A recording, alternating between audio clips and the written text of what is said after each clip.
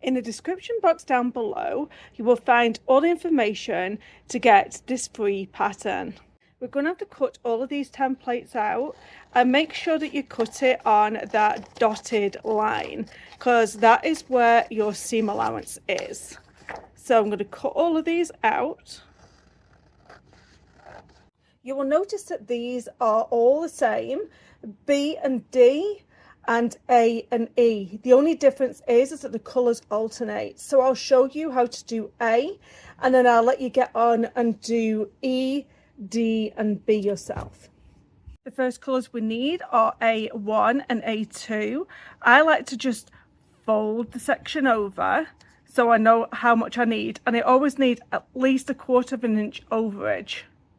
We always want to have 1/4 inch over. The yellow goes first and the white goes after, and the yellow needs to be right sides facing down and the white needs to be, so they're basically mirroring each other. So if you have a print, this is going to be face down and the yellow is going to be face up. So I'm going to take this over to the machine and we'll sew that into place. And you're going to follow this A1 and A2 line. I always sew with my Baby Lock Soprano. I'm not paid nor sponsored to create this video. And in the thread I have a white polyester. Then I'm going to use a regular straight stitch, take it down to 1.6, a 90/14 Marktex needle, bobbin thread, and also the regular foot. I get everything lined up, ready to go, and I'm going to sew straight down that line. Now what you're going to do is you're going to cut away all of the loose threads. You're going to do that after every single time you stitch something, just to keep it nice and tidy. And also we're going to fold the paper back and make sure that it's 1/4 inch, and it is. We can actually trim off a little bit more of this. I'm going to get my ruler, line it up to 1/4 inch and cut away the excess. Then you can fold the paper back, and at the back of your work here is where your block will start to come to life. So basically we're going to keep that flip back, we're going to turn it around, and we're going to get our next section, which is A3. So I'm just going to fold that back over and we're going to trim.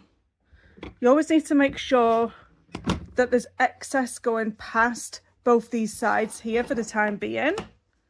And I'm going to see my next colour, which is yellow. Always make sure that your sections are long enough. Then I'm going to put that there, and we need fabric that exceeds past this white piece of paper. So you're going to turn around and you're going to stitch that into place. Now flip that back. Now you're going to go to this next section and you're going to fold it back. Cut away 1/4 inch. Flip back and get a piece of white. Stitch into place across here. Flip back. Turn your unit all around. Fold the paper.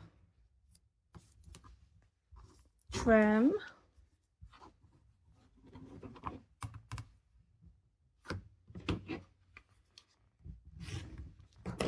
Get your next section of fabric, turn it around and sew into place. Flip this out. Then we're going to turn the whole portion of this mini quilt the other way around. Then what we're going to do is trim around that outside edge. Just don't trim any of the paper away, because that's your seam allowance. There we go. That is one unit of our mini quilt block. You will go ahead and do the other sections, sections B, E and D. Just be careful because some of the colours just flip over, and then we'll be back and I'll show you how to do C. Now I'm going to work on section C.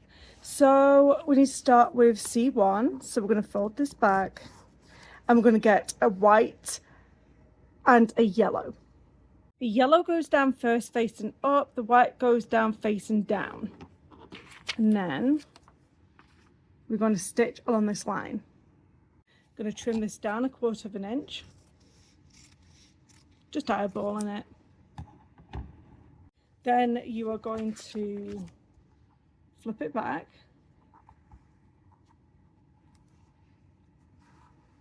Then the next piece is going to be the center block. Now I'm going to do this with some patterned fabric, face down, sew across, flip back. Look what our next colour is, and it's white. So we're going to flip this back here, trim, get our next section which is white, line it up and stitch, flip back,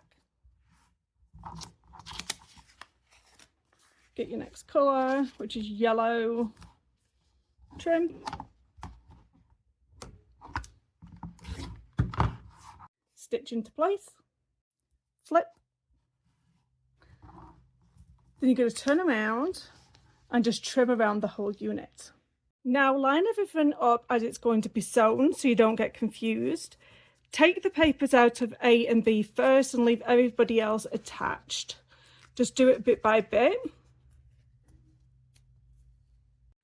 Take them to your iron and press them down. You're going to place these right sides together and you're going to line up the seams.